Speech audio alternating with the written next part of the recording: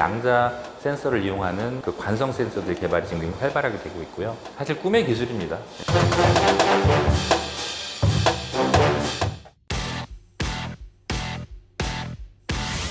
항법은 이제 많이들 저는 아실 거라고 생각을 하는데요. 그 이유는 그 요즘 자동차에 다 항법 장치가 들어 있습니다. 그래서 내비게이션이라고 부르는 그 항법 장치라는 것은 우리가 이제 원하는 목적지까지 가는 경로를 알려주는 게 이제 항법 기술이 되겠거든요. 그러려면 이제 저희가 타겟을 어떻게든 알아야 되는 거고 제 위치를 알아야 거기까지 어떻게 갈지를 결정을 할 수 있거든요. 그래서 가장 효율적으로 갈 수 있는 그런 기술이 항법 기술이 되겠고요. 그러기 위해서 반드시 필요한 게 움직이는 나의 위치, 속도, 뭐 자세 정보 이런 걸 항법 정보라고 부르는데 가장 대표적인 게 우리가 잘 알고 있는 GPS가 되겠습니다. GPS라는 것은 위성 항법 시스템의 대표 그 항목인데 굉장히 정밀합니다. 한 3에서 5m 정도 오차를 갖게 되겠고요. 그 다음에 전통적으로 많이 쓰이는 항법 장치가 관성 항법 장치가 있습니다. 관성 항법은 관성 센서를 이용하는 겁니다. 이거는 외부에서 어떤 위성항법처럼 신호를 받는 건 아니고 관성 센서의 대표적인 게 가속도계랑 각속도계가 있는데 이 가속도계랑 각속도계를 정보를 받아서 이걸 한 번 접근하면 속도가 나오고 한 번 더 접근하면 위치가 나오는 그런 원리를 이용하는 거라서 외부의 신호를 안 받기 때문에 자체적으로 항법을 할 수 있는 그런 장치가 되겠습니다. 근데 이게 위성항법은 워낙 먼 거리에서 신호를 보내다 보니까 전파 간섭을 받을 수가 있습니다. 근데 관성항법은 전파 간섭을 받지는 않지만 누적을 하다 보니까 시간이 지날수록 오차가 좀 커지는 그런 경향이 있습니다. 그래서 이 두 가지를 장단점을 혼합해서 쓰는 게 이제 복합항법 이렇게 되겠습니다. 그 외에도 많이 있습니다. 다른 GPS 전파를 말고 다른 전파를 이용하는 대표적인 1호랑 장치가 있고 과거부터 그 선박에서 주로 쓰던 항법 장치거든요. 로란 C라는 게 있었는데 그게 오차가 한 수백 미터 정도 됐었습니다. 근데 최근에 성능을 개선한 그 인핸스드거든요. 이 로란이 인핸스드 로란이라고 해서 한 20m 정도 오차까지 줄이는 그런 항법 장치도 있고 요즘 디지털 지도가 많이 발달을 했으니까 디지털 지도를 이용한 디지털 지도 기반 항법 장치도 있고 그 다음에 다른 전파를 이용한 많은 항법 장치들이 많이 있습니다. 그 주로 이제 전파는 통신에 많이 쓰이는데 원리가 비슷합니다. 그래서 그 전파들을 이용해서 실내라든지 로컬하게 이런 UWB 신호를 이용한다든지 와이파이 신호 같은 것들 이런 것들을 이용해서 항법은 가능합니다. 기본적인 원리는 같다고 보셔야 되는데요. 그 이유는 같은 위성 신호를 쓰거든요. 수신기가 이제 좀 다르게 설계가 돼야 되는데 그건 뭐냐면 사람의 움직임이나 자동차의 움직임 정도는 굉장히 좀 느리게 움직이거든요. 군에 쓰는 것들은 일단 환경이 굉장히 가혹합니다. 굉장히 빠른 속도로 움직이고 그 다음에 진동 충격도 굉장히 심하고요. 그 다음에 때로는 고도가 굉장히 올라가기 때문에 굉장히 높은 온도 또는 굉장히 낮은 온도에서도 동작을 좀 해야 되고요. 군에서 쓰는 장비들은 결국엔 전쟁에 쓰이게 되지 않습니까? 그 전쟁에서의 전파 환경이라는 게 굉장히 안 좋습니다. 왜냐하면 이제 전자전이라는 걸 벌이거든요. 전자전은 뭐냐면 전쟁 때 이제 그 통신이나 항법을 위해서 전파를 계속 쓰게 되거든요. 그러면 적은 그 자원을 못 쓰게 하고 나는 그 자원을 효율적으로 쓸 수 있게 하기 위해서 전파 공격을 서로 합니다. 전파 공격 우리도 하지만 우리 공격을 받거든요.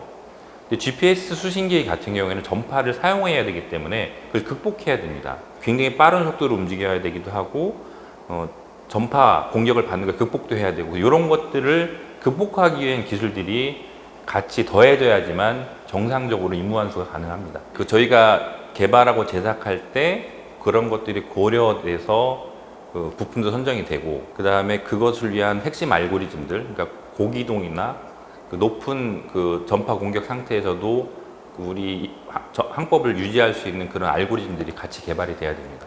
현재는 대부분의 무기에 그 항법 장치가 적용이 돼 있다고 봐야 되는데요. 대표적으로 천무 유도 무기, 그다음에 K1 계열 전차, K9 자주포, 대표적으로 이런 것들에 들어가고 있고요. 가장 유명한 거는 누리호, 발사체, 우주에 올라간 위성체에 들어가는 항법 항제밀 장치도 저희가 개발해서 적용하고 있습니다. 그 위성 신호를 잘 받기만 하면 됩니다. 일단은 그 위성 신호가 굉장히 높은 고도에서 굉장히 약한 신호로 오거든요. 그래서 우리가 약한 신호를 잘 수신해서 그 위성과 나 사이의 거리를 구하면 되거든요. 일단 그 위성은 사실 움직이고 있습니다. 여기서 내려오는 데이터에는 위성의 위치가 섞여 있습니다. 그래서 우리가 신호를 받아서 위성의 위치를 구하고 그 다음에 이 사이의 거리를 구하면은 위성을 중심점으로 해서 원을 그릴 수가 있거든요. 그럼 제 위치는 이 원 어딘가에 있는 거죠. 하나를 더 잡아서 똑같이 원을 그려서 교점이 생기면 그게 제 위치가 됩니다. 굉장히 기본 원리는 쉬운데 워낙 약한 신호고요. 전파 공격을 받을 수도 있고 그다음에 굉장히 위성이 빠른 속도로 움직이고 수신기의 경우에도 유도무기는 굉장히 빠르거든요. 그래서 굉장히 고속 신호 처리 기술들이 필요합니다. 가장 기본적으로는 어떻게 하고 있는 거냐면 관성 센서에 누적 오차가 발생하고 있는 이유는 오차가 조금 있기 때문이거든요. 우리 그걸 바이어스 오차라고 부르는데 이 바이어스가 현재 1입니다만 이게 시간이 지나면 1이 2가 되고 계속 늘어나서 점점 커지는 거거든요. 그런데 만약에 바이어스 오차가 0이면 아무리 누적을 해도 오차가 발생하지 않을 거거든요. GPS가 그런 역할을 해주는 겁니다.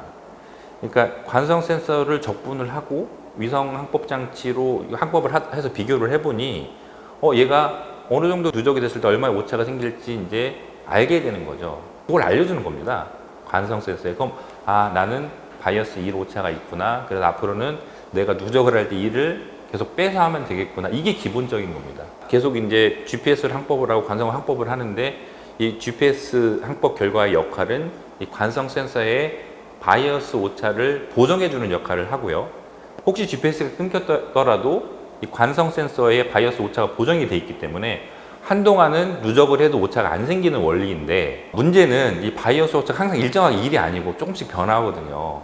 그래서 또 시간이 지나면 누적 오차가 생기지만 그 시간을 굉장히 늘릴 수가 있는 그런 원리를 사용합니다. 항제밍은 사실은 이제 한자와 영어가 합쳐진 건데 제밍을 대항하는 기술이 되겠습니다. 근데 이제 제밍 공격을 하는 거죠, 누군가가. 제밍도 전파 신호거든요. 그러니까 전파를 제거하는 것이 되겠습니다. 그래서 예를 들어 내가 이제 움직이고 있는데 사방에서 다 공격을 당하면 그건 이제 도리가 없습니다만 보통 한두 군데에서 전파 공격이 오거든요. 그러면 우리가 이제 이동하는 과정에 누군가 전파 공격을 했을 때 거기를 물리적으로 차단해 버리면 이쪽은 차단이 되지만 위성들은 하늘에 있고 이쪽에 있는 위성 정보를 이용해서 제 항법을 유지할 수가 있거든요. 그런 게 이제 기본적인 원리인데, 그러니까는 우리가 전파 공격을 당했을 때 그쪽 방향으로 신호 처리를 통해서 저희가 전파 너를 형성합니다. 그러면 이쪽에 신호가 오고 있지만 저희가 안테나가 이제 받아들이는 패턴이 좀 다르거든요. 패턴을 이용해서 전파 공격이 오른쪽에 너를 형성하면 그 신호를 저희가 전파 신호는 안 쓰게 되는 원리가 기본이고, 또 하나는 우리는 그 위성의 위치를 알고 있거든요. 알고 있기 때문에 안테나 이득을 그쪽으로 이렇게 저희가 좀 키우는, 우리가 그거를 빔 조향이라고 부르는데, 제민 공격이 오는 쪽으로는 전파를 차단하고 그 다음에 위성 신호 쪽으로는 이득을 키우고 하는 원리를 이용해서 항제밍을 하고 있습니다. 제민과 스푸핑은 둘 다 전파 공격을 하는 겁니다. 제밍은 받는 쪽 입장에서 보면 제민 공격을 당하면 그 기능을 못 합니다.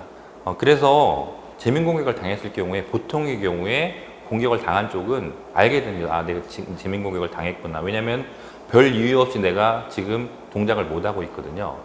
그러면 다른 방법을 쓸 수가 있죠. 그러니까 GPS를 안 쓴다든지 아니면 임무를 멈춘다든지.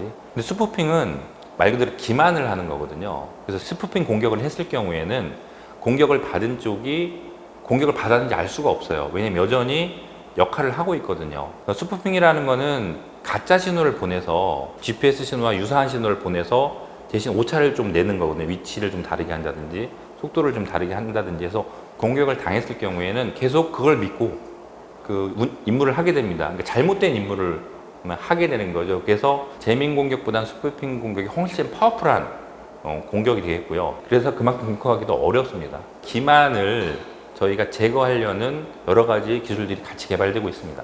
그걸 우리가 항기만 기술이라고 따로 부릅니다. 제밍은 세게 쏘는 신호를 저희가 잘 막으면 되거든요. 근데 기만은 사실은 굉장히 비슷하게, 그러니까 굉장히 정밀하게 공격이 들어오는 거거든요. 그러니까는 위성 신호랑 세계도 비슷해야 되고 형태도 비슷해야 되고 다 비슷해야지만 우리가 이제 공격을 당할 수가 있습니다. 그래서 어떻게 하냐면 알고리즘적으로 처리를 해봅니다. 어떤 쪽으로 이렇게 가고 있다가 갑자기 점프를 했어요. 근데 이 점프의 기동은 내가 갖고 있는 기동으로는 불가능한 그럼 일단 의심을 해보는 겁니다. 아, 이 기만 공격을 당했을 수 있다. 그 다음에 나는 실제로 움직이고 있는데 관성 센서가 같이 있을 경우에 나는 움직이고 있는데 정지되어 있다고 나온다든지 아니면 나 오른쪽으로 가고 있는데 왼쪽으로 가고 있게 한다든지 그러면은 기만 공격을 의심해 볼 수가 있고요. 또 하나는 이런 가장 고급 기술은 이런 게 있습니다. 하늘에서 위성 신호가 이제 1번 위성이 이렇게 오고 2번 위성이 이쪽에서 오고 3번 다른 방향에서 와야 되는데 내가 지금 신호를 받아 보니까 1, 2, 3번 위성이 다 같은 곳에서 오고 있습니다. 그럼 이건 100% 이제 기만 신호라고 저희가 인지를 할 수 있는 거죠. 그럼 그런 거는 제거하고 나머지 가지고 항법을 하고 하는 굉장히 다양한 기술들이 있습니다. 제밍이나 스푸핑 공격이 보통 지상에서 올 거라고 많이 생각을 해서 그렇게 이제 막는 기술이 많이 개발이 되고 있는데 만약에 뭐 기만이나 제밍을 위성에서 한다고 하면 그건 막기가 정말 어렵습니다. 위성까지는 아니더라도 뭐 열기구나 항공기에서 위쪽에서 공격을 하는 그런 개념들도 있습니다. 그게 결국에는 우리나라에서 독자 위성항법 시스템인 KPS를 만들려는 이유가 그런 건데요. 스푸핑 공격을 당하는 가장 큰 이유는 우리가 쓰고 있는 위성 신호의 구조, 우리가 ICD라고 부르는데 그게 오픈이 되어 있거든요. 그렇기 때문에 그걸 알고 있는 사람들이 공격을 할 수가 있거든요. 근데 만약에 우리가 2035년 이후에 KPS가 이제 완성이 되면 그 중에 일부 위성, 그러니까 L6S 대역의 신호가 있는데 거기는 암호화가 가능합니다. 암호화를 아는 사람들만 쓸 수가 있는 거죠. 그래서 그런 거는 기만 공격을 당하지 않습니다. 국내 항제밍 기술 수준은 세계 최고 수준입니다. 북한에서 계속 제밍 공격을 지금도 하고 있거든요. 그게 한 10년 넘게 계속 하고 있는데 굉장히 오래전부터 항제밍의 필요성을 인지를 했고요. 예, 그래서 정부 출원 연구소나 체계업체랑 같이 개발을 오래전부터 해왔습니다. 무기체계 항제밍 기술이 반드시 필요하다는 게 인지가 돼서 계속 개발을 해서 개발된 항제밍 장치들이 무기체계에 다 적용이 되고 있거든요. 그러니까 다른 나라보다 빨리 저희가 해서 성능을 굉장히 높여놨고 오히려 외국에서는 우리 회사를 굉장히 잘 알고 있습니다. 수출은 요즘 K방산으로 우리나라 무기체계가 많이 수출이 되고 있지 않습니까? 그래서 저희도 그 무기체계 우리 구성품이 항법 장치가 들어가기 때문에 같이 수출이 되고 있습니다. 그래서 대표적으로 천무라든지 그 다음에 K9 자주포 이런 쪽에는 저희 장치가 국내에서도 들어가고 있고 거기 그대로 같이 수출이 돼서 저희가 굉장히 큰 혜택을 좀 보고 있습니다. 항법 항제밍 기술은 생소할 수 있습니다만 이제 업계에서는 굉장히 오래전부터 기술 개발을 하고 있고 많은 무기 체계에 적용이 돼 있어서 기본적인 기술들은 대부분 성수돼 있다고 보고 있습니다. 다만 여전히 이제 항제밍 전장 환경에서의 성능을 유지하고 고기동이나 고가속도 성능에서도 성능을 유지하기 위한 기술들은 계속 개발이 돼야 되고요.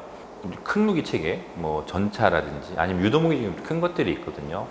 그런 것들은 크기나 무게, 전력에 큰 영향을 받고 있지는 않습니다. 그런데 지금은 드론 중에도 소형, 그 다음에 저희가 유도탄, 포탄 뭐 이런 것들에도 저희가 넣으려고 노력을 하고 있거든요. 그러면 소형화, 저가화, 저전력화는 계속 돼야 됩니다. 그러기 위해서는 저희가 이제 부품을 소형화하고 그 다음에 수를 줄이고 합치고 하는 이런 일들을 하기 위해서 원칙화하는 그런 기술들은 계속 개발이 되고 우리는 그걸 에이징이라고 부르거든요. 안테나 기술도 안테나는 크면 클수록 성능이 좋거든요. 근데 작게 만들 때 성능이 좋게 되는 우리가 이제 고유전율 소다를 사용한다든지 하는 기술도 계속 개발이 될 거고요. 앞으로는 요 자체적인 위성항법 수신기의 성능을 높이는 것도 중요하지만 좀 더 중요해지는 거는 다른 센서 기술도 많이 좋아지거든요.